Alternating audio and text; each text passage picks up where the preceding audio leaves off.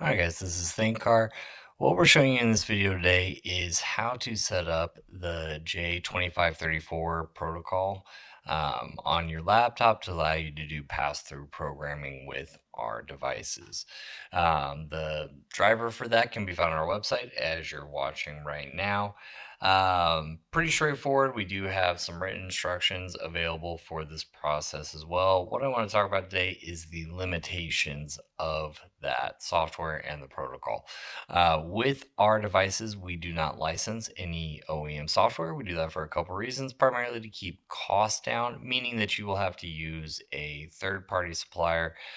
AC Delco is a good example in order to access any OEM programming capabilities.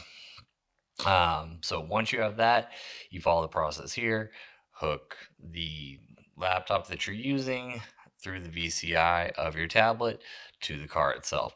There will be an addendum to the end of this video kind of showing what that physical connection looks like. That part is pretty straightforward.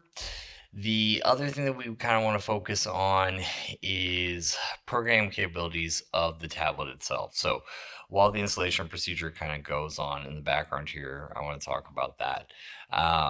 The devices cannot program directly, meaning that you are not able to go in and change individual values or do anything of that nature.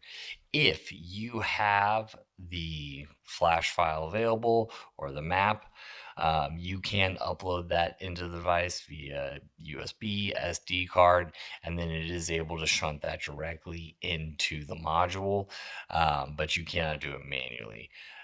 So there's a little bit of confusion on that. That's just something we want to kind of clear up while making this video because we do have a lot of calls and we do have a lot of issues about that, and there might be some miscommunication. So do just keep that in mind either before purchasing the device or when you're using it. You do need to either have an existing map file or AC Delco, anything else that you can source whatever your flavor of choice is, and use that to do your programming. Other than that, the tools offer a lot of great capabilities.